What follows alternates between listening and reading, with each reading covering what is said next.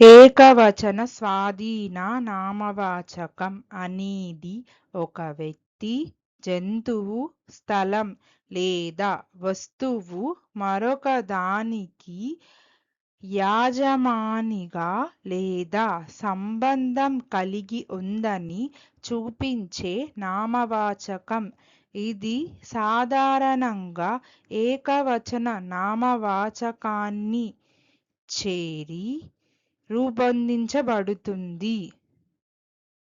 అంటే ఒక వ్యక్తి లేదా వస్తువు మరొకదానికి చెందినదని చూపిస్తుంది.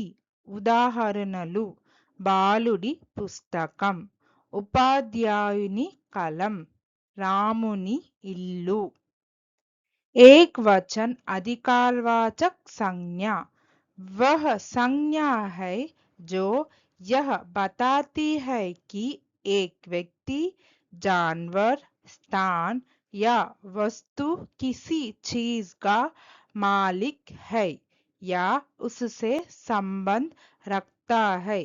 इसे सामान्यतः एकवचन संज्ञा के साथ जोड़कर बनाया जाता है.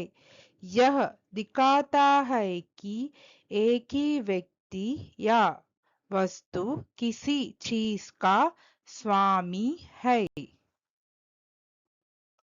उदाहरण: लड़के की किताब, शिक्षक की कलम, राम का घर.